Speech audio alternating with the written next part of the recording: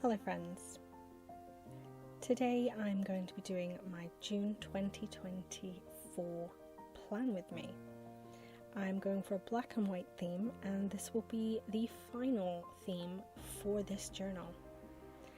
I'm using StazOn permanent ink and this sheet of stamps. The big one has to be for the cover page, but unfortunately I did not get the pressure right. I messed up, guys, but I fixed it, okay?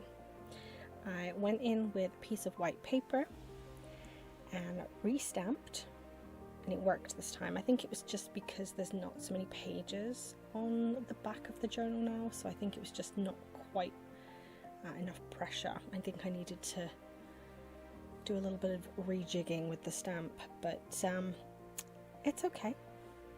I cut the paper to size, and then I'm going to decorate it, starting with the top section. I'm using some loose little dandelion flyaways just to fill that space, and I'm then going to use some black and white striped washi tape, and this is the only black and white washi tape that I own, but I'm just going to add a few bits just for embellishment. And then I've got this bit of black paper that I ripped into a rough oval rectangle-y type shape. Changed my mind on the doily, decided I didn't want the doily. And then I used my Pentel Matte Hop pen to write June in a lovely serif font that Planning with Kay taught me. Thank you, Planning with Kay. Very, very happy, it looks really nice. So then I decided there was too much space, and I put in a little, it's not exactly a quote, but I say it a lot and I tell myself it a lot: nothing in life is just black and white. So that's kind of something I always tell myself, you know, don't just look at it as black and white. There's so many differences in life, so many ways to look at things. So I glued in my cover page, and that's it, it's done. I'm really happy. It's very simple but really pretty. Now this is my calendar spread, and I wanted to try something different because I always do a huge calendar, but this month I wanted to try a smaller calendar just to see if I could make it work. I don't know if it's going to be something that I like, but obviously I will just have to use very small writing. And I decided, because I only took up one page instead of two, that I would just do this cute little simple box font title on the other side.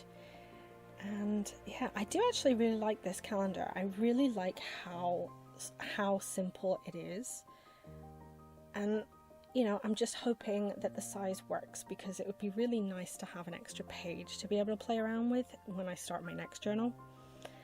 So if I can get away with a smaller calendar like this, we'll see. I'm still kind of trying to figure out what's best for me.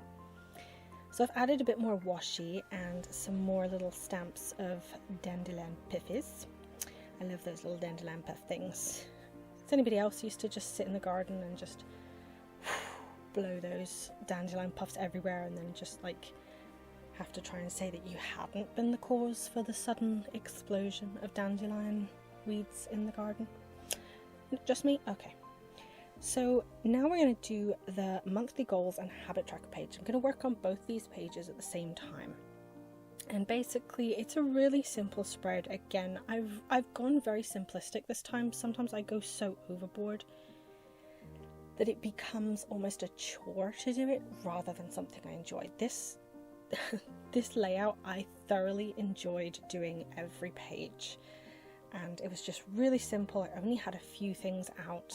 I had my Tombow pen, the washi, and the stamps and inks. That was pretty much it. I didn't need anything else. So I'm going back in with a little bit of decoration, some more of the stamps, really, really simple. I love these stamps. I think I got them from either eBay or AliExpress, but I can't link them because it was about 7 years ago. I genuinely don't know if I'd even be able to find them anymore, but anyways, we're gonna keep decorating this lovely page, adding a little bit more washi and I'm going to add some washi on the other page as well, and a few stamped images as well. It's a little bit more tricky because I'm thinking of changing up this habit tracker for the next journal I do. I'm going to have to do a little bit of research on some different habit tracker designs, because this one I like, but it takes up a whole page. I'm wondering if there's a way I can minimize it. Anyway, now we're going to do the mood tracker. Now this one I am, like, again, really happy with it. It's very, very simple. It is just boxes, 30 boxes for 30 days, and I'm going to be just putting a smiley face or a sad face or a neutral face, anything like that, with a black pen. That's gonna be it. So it was literally just a case of drawing those boxes and then decorating, which, like I say, it was so simple and so fun. Here is my stamp attempt. As you can kind of see, I did mess up on that one.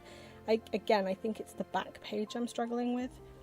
But yeah, I'll do the smiley faces for each day, and that's that. This is the same as every month for me. I might change it up in the next journal because it's getting a little bit stale. I want to freshen stuff up, so we'll wait and see. Maybe I'll change it up. But I do enjoy filling this out at the end of the month, so I don't know, we'll see. So I just did my Polaroids and added some shadows and the titles, but I didn't add any decoration this time because all of the stamps I have pretty much and the washi take up too much room, and I do a lot of writing on this page, so I will decorate it extra when I know how much room I need for writing. So that's that page done. We're all good on that one. And this is the first weekly spread of the month. Now I'm starting it on the Saturday because I like to start it on the 1st. I just find it easier to start on the 1st, even if it means changing the days. I did a little bit of decoration in this corner with some black paper and a little bit of this shiny doily. It's got kind of like a pearlescent one. I think it's a Stampin' Up one, so I don't know if they're still available, but you could use any white doily, although they're not as popular now. I don't even know where you'd get them from, but they are a good craft staple. I stamped the titles and put the dates, and then I just trimmed and tidied the page. It's really simple. I added a little bit of decoration here with the Matte Hot pen, but yeah, I didn't really do much at all because I will probably add more stamps as and when I finish filling out the squares, depending on space. So we'll do a quick flip through of all the designs just so you can see the whole spread as it's meant to be seen. Here is the title page. I really like it. It's so simple. I really like it. The Matte Hot pen is fantastic. Here is my calendar. Again, really simple but bright and effective. Very bold looking. I love these stamps. They're so wonderful and they really filled out the spaces nice. So this is just the final flip through for my June 2024. It seems so weird that we're going to be starting a new journal next month. Wow. Anyway, thank you so much for watching, and I hope I will see you in the next video. Thank you very much. Bye.